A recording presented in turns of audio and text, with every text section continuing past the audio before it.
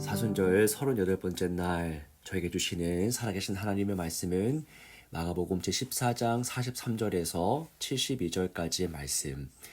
이 말씀 중에서 66절부터 72절까지 66절부터 72절까지의 말씀 함께 읽겠습니다.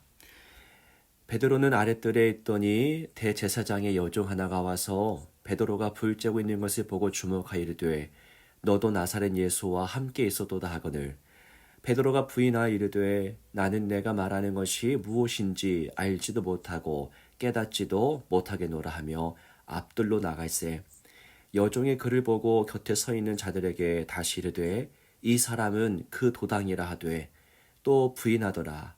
조금 후에 곁에 서 있는 사람들이 다시 베드로에게 말하되 너도 갈릴리 사람이니 참으로 그 도당이니라.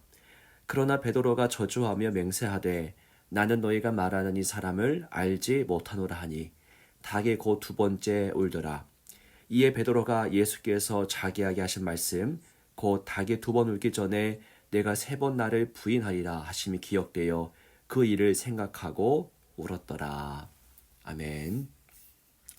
네, 하루가 시작되었습니다. 오늘은 사순절 38번째 날입니다. 이 시간 함께 깨어서 참여하고 계신 모든 분들, 특별히 우리 교육부서 학생들 사랑하고 축복합니다. 주의 십자가 말씀이 여러분의 삶의 기반이 되고 또 능력이 되기를 축복합니다. 오늘 본문이 다루고 있는 사건은 우리에게 꽤 잘 알려진 사건입니다. 우리 교육부서 학생들도 잘 아는 말씀일 텐데요. 바로 베드로가 예수님을 3번 부인하는 사건이 바로 오늘 본문의 이야기죠. 만약 베드로가 없었다면 복음서는 지금보다 좀 밋밋했을 거라고 생각합니다. 니코스 카잔차키스가 쓴 소설 그리스인 조르바에 등장하는 조르바를 보시면 참 매력적인 인물입니다.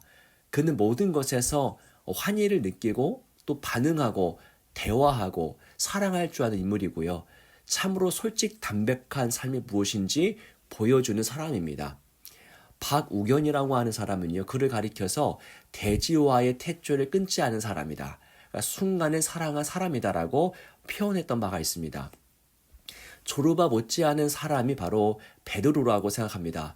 베드로는 내면과 외면이 거의 일치하는 사람, 내숭이란 걸 모르는 사람입니다. 보통 내적인 욕구가 있어도 어떤 사회 규율과 타인의 시선 때문에 행동하기를 포기하는 경우가 많은데 베드로는 포기할 줄 모릅니다. 물 위를 걷고 싶을 때는 그렇게 해달라고 조르는 사람입니다. 베드로는 궁금하면 끝까지 추적하는 사람이기도 했지요. 베드로는 위기의 상황이지만 예수님이 지금 어떤 판결을 받게 될지 궁금했습니다. 그래서 오늘 본문에서 베드로는 잡혀간 예수님을 따라서 대제사장의 집까지 와 있는 상태죠. 베드로는 단지 예수님이 어떤 판결을 받을지 알고 싶었던 것인데 그는 뜻하지 않은, 바라지 않았던 사건을 만나고 맙니다. 대제사장의 집 바깥들에서 기다리고 있는데 문제가 발생하죠. 사람들이 베드로를 보고 의심합니다. 너 나사렛 예수와 함께 있었지? 난 네가 무슨 말하는지 모르겠다. 이런 류의 대화가 한 번, 두 번, 세 번까지 이어졌습니다. 베드로는 자신이 지금 뭘 하는지 알고 있긴 했을까요? 그렇게 정신없이 둘러대고 나니 먼 곳에서 닭 우는 소리가 들립니다. 이게 오늘 본문의 내용입니다. 오늘은 그 닭 울음소리에 대해서 함께 묵상하며 주님께 집중하고자 합니다. 닭 울음소리가 들렸을 때 벌어진 일에 대해서 본문은 이렇게 말하고 있습니다. 오늘 본문 72절입니다. 닭이 곧 두 번째 울더라. 이에 베드로가 예수께서 자기에게 하신 말씀 곧 닭이 두 번 울기 전에 내가 세 번 나를 부인하리라 하심이 기억되어 그 일을 생각하고 울었더라. 예, 무슨 일이 벌어졌습니까? 두 가지 일이 벌어지고 있죠. 하나는 베드로가 주님의 말씀을 생각하게 됐다라는 일입니다. 네가 나를 3번 부인할 거야. 그것이 기억났던 것이죠. 그리고 베드로는 곧바로 나가서 심히 통곡했습니다. 본문은 분명히 기억되어라고 쓰고 있죠. 그것은 곧 베드로가 3번에 걸쳐서 예수님을 모른다고 강력하게 말하면서도 자신이 지금 무엇을 하고 있는지 몰랐다는 이야기입니다. 그토록 존경하며 따랐던 예수님을 3번이나 부인하고 있으면서도 자신의 행위를 전혀 모르고 있었다는 것이죠. 그러던 중에 닭 울음소리를 듣고 현실의 상황을 정확하게 인지할 수 있었던 겁니다. 닭 울음소리는 그를 무지의 잠에서 세차게 흔들어 깨웠던 것이죠. 왜 이전에는 알지 못했을까요? 그렇게 예수님을 부인하면서도 왜 자신의 행동을 알지 못하다가 울음소리 때문에 기억하게 됐던 것일까요? 왜냐하면 세상의 압박 때문입니다. 두려움으로 마음이 가득했고 그의 내면이 매우 분주했기 때문이죠. 예수와 연관이 있다는 것이 밝혀지게 되면 그것이 공회의 보고가 되고 베드로도 어떤 일을 당하게 될지 모를 일이었습니다. 잡혀가면 자신이 지켜야 하는 처자식들은 어떻게 되는 거겠습니까? 베드로는 자신도 모르는 사이에 살 길을 찾아서 전력 질주하고 있었던 것이죠. 일단 살아야 했습니다. 어떻게든 생존해야 했습니다. 자, 그런데 그렇게 정신없이 질주하느라 방향을 보지 못했고 자신의 위치를 깨닫지 못했습니다. 여러분, 지금도 세상은 두려움으로 우리를 압박합니다. 사람을 보게 하죠. 그리고 쌓인 업무에 짓눌리게 만듭니다. 우리 어린 학생들은 해야 할 공부 앞에 주눅들게 만들고요. 거친 또래 친구들로 인해서 불안에 떨게 합니다. 그것이 지금도 세상이 행하는 일들입니다. 그 두려움은 우리로 방향을 상실하게 만들죠. 그래서인지도 모르겠습니다. 주님 복음서에서 너무나 자주 두려워하지 말아라 라고 말씀하셨습니다. 이 말은 곧 방향을 잃지 마라고 하는 뜻이겠죠. 자, 방향을 잃고 질주하던 그 베드로의 귀에 닭 울음소리가 들립니다. 순간 정신이 번쩍 들었겠죠. 자신이 지금 무슨 행동을 하고 있는지 깨우친 순간이었습니다. 이 닭 울음소리는 여러분 누가 예비하신 것입니까? 바로 예수님이죠. 예수님은 베드로에게 미리 말씀하셨습니다. 마가복음 14장 30절에 이렇게 말씀하시죠. 예수께서 이르시되 내가 진실로 내게 이르노니 오늘 이 밤 닭이 2번 울기 전에 내가 3번 나를 부인하리라. 이 말을 들었을 때 베드로는 말도 안 된다. 뭐 이런 이야기가 다 있냐라고 반응했습니다. 한편으로 기분이 상했는지도 모릅니다. 자신을 얕잡아 보는 것으로 여겼는지도 모릅니다. 그래서 베드로는 이 말을 강력하게 부정했습니다. 절대 그런 일이 없을 거라고 장담했습니다. 그런데 결국 예수님의 말씀대로 되고 말하죠. 예수님은 베드로를 무시하고 저주하신 것입니까? 그것이 아니죠. 만약 예수님의 이러한 예고가 없었다면 베드로가 3번 주님을 부인하고 닭 울음소리를 수백 번 들었어도 베드로가 자신 행동을 즉시로 깨닫고 뉘우치는 일은 아마 없었을 것입니다. 예수님은 베드로에게 돌이킬 수 있는 상황을 마련해 주신 것이죠. 누구나 넘어질 수 있고 실수할 수 있습니다. 예수님도 베드로를 보시면서 그런 마음, 그래 실수할 수 있지, 넘어질 수도 있지 라는 마음을 갖고 계십니다.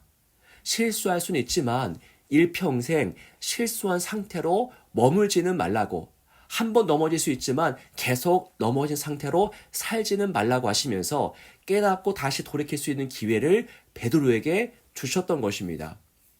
사랑하는 여러분, 하나님은 지금도 우리에게 닭 울음소리와 같은 것을 들려주십니다. 하나님 우리에게 닭 울음소리를 들려주시는 것은 내가 너 이럴 줄 알았거든 하며 들려주시는 것이 아니죠. 하나님은 우리의 회복을 꿈꾸면서 닭 울음소리를 마련해 주십니다. 그 소리는 그리 달콤하지 않을 것입니다. 베드로는 그 소리를 듣고 나가 통곡했지요. 우리도 그 소리를 들을 때에 깊은 통증과 아픔을 느낄 것입니다. 하나님은 우리에게 닭 울음소리를 지금도 들려주십니다. 여기에 중요한 사실 하나가 있지요. 베드로가 닭 울음소리를 듣기 위해서 해야 했던 일은 아무것도 없었다는 것을 우리는 기억해야 됩니다. 베드로가 닭 울음소리를 듣기 전까지 했던 행동은 무엇이었습니까? 예수님을 부인하고 또 부인하고 다시 한번 부인했던 일밖에는 없습니다. 베드로에게 달린 닭 울음소리는 값없이 주어진 은혜였습니다. 우리도 마찬가지입니다. 내가 무언가를 해서 뭘 잘해서 그 소리를 듣는 것이 아니라 주님이 아직 죄 있는 우리의 귓가에 은혜로 그 소리를 들려주십니다. 왜요? 회복하고 변화되라는 목적으로 그 소리를 들려주십니다. 변화되어서 닭 울음소리를 듣는 것이 아니라 닭 울음소리를 듣고 우리는 변화되기 시작합니다. 그리고 그 소리는 우리가 예측하지 못한 곳에서 들리죠. 베드로도 그랬습니다. 우리가 예측하지 못한 곳, 우리가 상상하지 못한 자들 통해서 그 소리를 듣게 됩니다. 그 소리는 우리의 허를 찌르죠.